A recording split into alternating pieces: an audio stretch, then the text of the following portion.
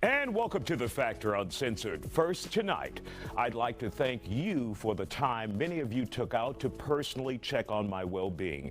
It absolutely means the world to me to know you actually care. I'd also like to thank you for all the warm messages I've received that are still coming in even today. And finally, thanks to Fox, my family, and friends for their unwavering support. I have a lot of work to do. Absolutely I do. That work will be done, and it's not taken lightly by me at all. But for now, it's time to focus on the immediate work at hand tonight. The Factor Uncensored. The Trump administration has given nearly 7,000 employees, IRS employees, their walking papers. This comes as President Trump and Elon Musk look for ways to cut the federal budget and deficit. But what will these cuts mean if you're waiting on a tax refund? We spoke to a veteran IRS employee who wants her identity concealed. This is a Factor exclusive.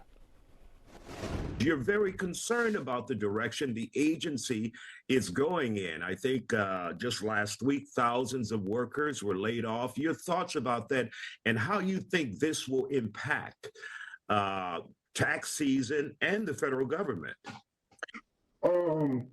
This year is not going to impact tax season. They decided to let off all the small business self-employed individuals, which are more of the collection individuals. So they're more concerned about us being out collecting taxes and doing audits. The wage and investment folks that actually work in submission processing, that actually process your tax returns, they're letting them go May 15th. So basically after tax season. So this year, you'll be okay, but come next year, you will not be okay. People don't realize IRS has been working below the employment levels that we should have for many, many, many years. Enforcement has actually been down for many, many, many years. And with Biden coming into office and giving us an influx of money, we actually have money to be able to hire people, to be able to do more enforcement, to do more audits.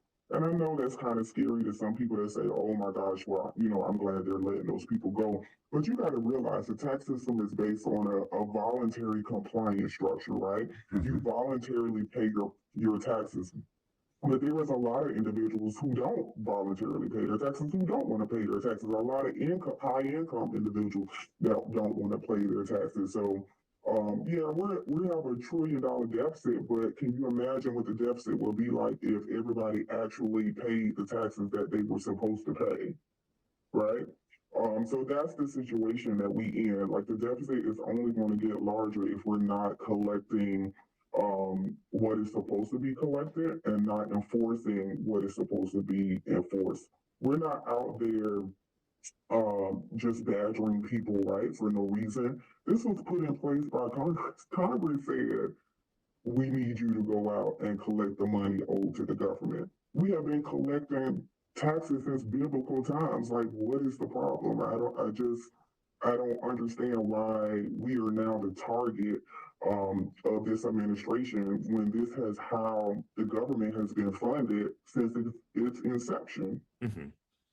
And does this make you, does it leave you concerned about your future and many of your coworkers' futures at the IRS?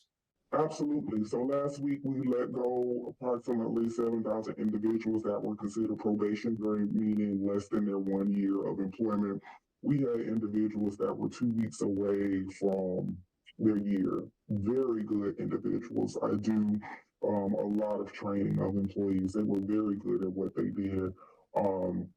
And they had to be let go. And I'm not talking about your regular, Joe Smo individual. We're talking about there was a lot of veterans. We brought on a lot of veterans into the IRS because, they get preference, right?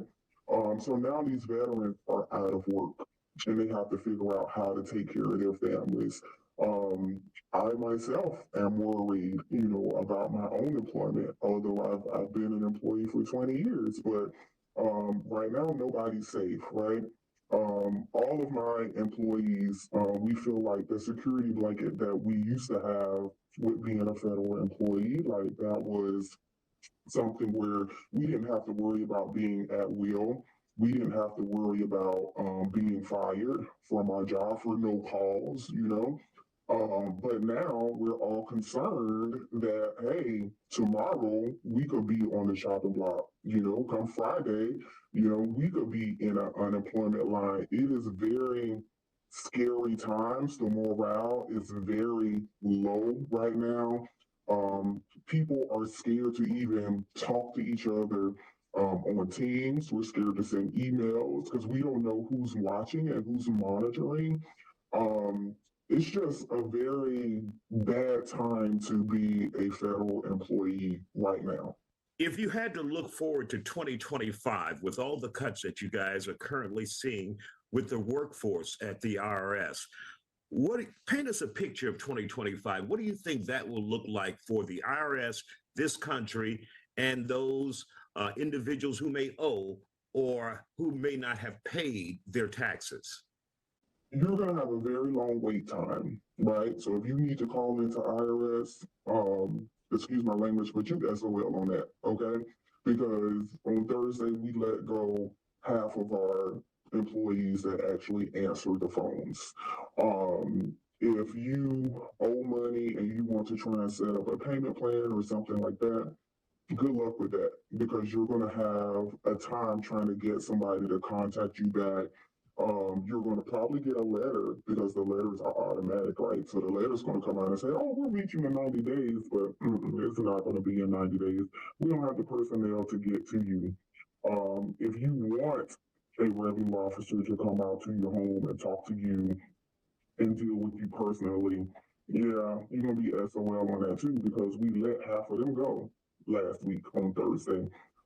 So if you're expecting customer service from IRS, you're not going to get it. There's not going to be that for 2025 for you, you know. And I'm just sorry to say that.